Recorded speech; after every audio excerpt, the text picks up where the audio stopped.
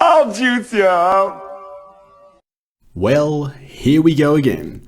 After my first review of the insanely underrated 1997 comedy Nothing to Lose, I'd wondered what to review next. I have a list of movies I eventually want to cover on this channel, and I'd already done a comedy, so I debated over what genre of movie or series I wanted to cover next. There was just too many ways to go. A kaleidoscopic experimental sci-fi TV series maybe? A goth fantasy action thriller? What about a dark comedy?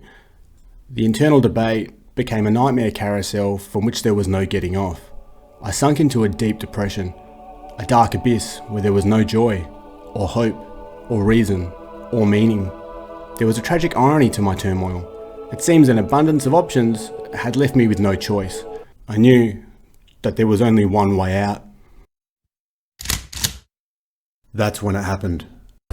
A random scene from a film that I'd forgotten to even include on my list just popped into my head for no apparent reason. It was another movie from the 90s that many people seem to have either forgotten or have actually never seen. But it's one that I've rewatched time and time again, and I've always really enjoyed. It seemed that fate, or residual damage to my orbital frontal cortex, had intervened and given me my answer. Suddenly, it all just seemed so simple, so easy. The clouds parted, and for the first time in weeks, I knew exactly what I wanted to do. Then it got really fucking tricky. You see, IMDb categorises this film as a romantic comedy. Now, if there's one thing I dislike more than the average comedy film, it's tacking the element of romance on to the front of it. But the movie we're talking about today has always felt like something of an oddity to me. To me, this movie lies somewhere within the nexus of a number of genres. It's a fascinating mishmash of comedy, romance, drama, with a hint of an almost once-upon-a-time fairy tale-esque type element to it. Then a lovely gay man gets attacked in his home and beaten almost to death in front of his little dog by a group of heroin addicts. But don't worry, I'm sure everything's going to be just fine. Aw, fuck, man! So, yeah. Always look at the bright side of your life. The movie stars Greg Kinnear, Cuba Gooding Jr. and Helen Hunt as Carol the waitress. I know, Helen Hunt, and I'm sorry, but it really is a good movie. I mean, I've watched this movie at least once a year for nearly 2 decades, and every time I do, it's for one reason and one reason only. And that reason is Melvin fucking Udall, the story's main character, played expertly by the one and only Jack Nicholson. Melvin Udall is the worst. Where do they teach you to talk like this? In some Panama City sailor want a hump bar? Or is this getaway day and your last shot at his whiskey? Sell crazy someplace else. We're all stocked up here. And by the worst, of course I mean the best. Melvin Udall is a bitter, mean, bigoted, and outright unpleasant horror of a human being. You absolute horror of a human being. See? So what's this fucking movie about? Well, I'm glad you asked. Kinnear plays Simon. He's an artist. He's gay, and he loves his dog. Cuba Gooding plays Frank, Simon's friend and art dealer. He's also the one character more terrifying than Melvin. Because I've never felt this crazy as I do right now. I almost want you to say no.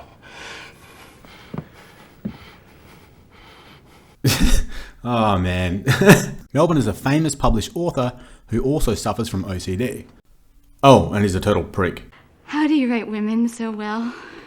I think of a man, and I take away reason and accountability. When Melvin's obsessive daily ritual is derailed because the only waitress willing to serve him is unable to work due to her son being sick or something like that. Oh, wait. Okay.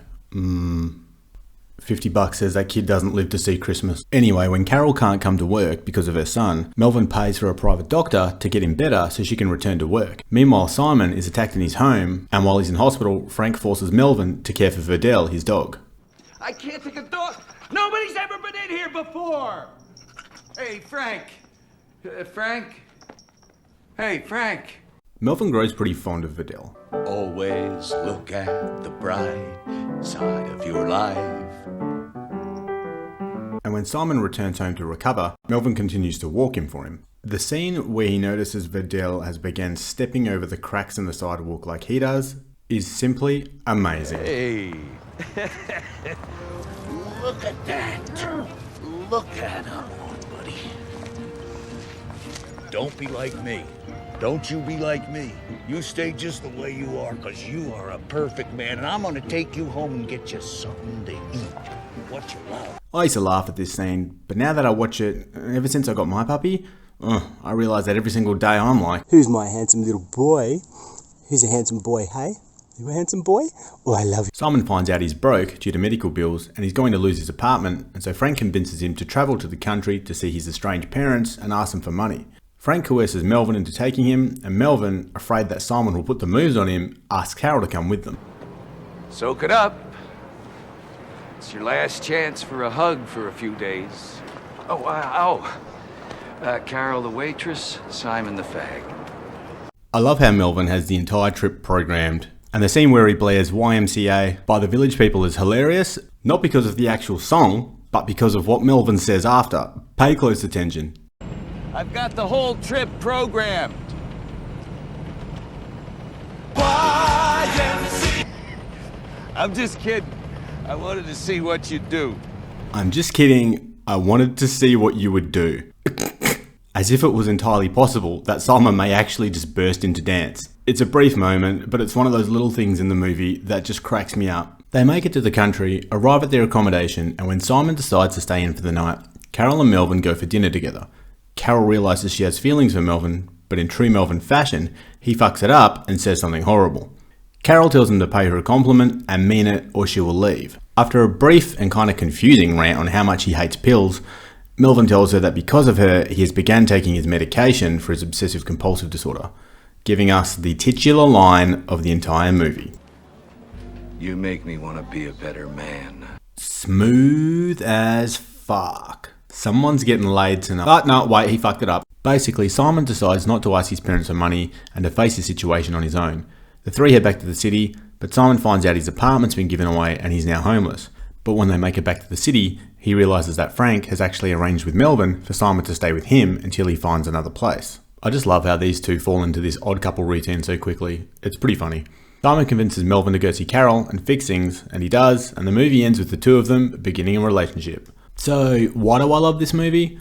Well, it's a wonderfully unconventional romantic comedy that doesn't follow the usual tropes or formulas that many do, with the right kind of drama to keep things interesting and the right amount of comedy to make it all fun. But it's Melvin that makes me rewatch it time and time again. Nicholson is fucking perfect in this role. Melvin Udall is a horrible, abrasive character, but Nicholson finds a way to not only make him funny, but endearing.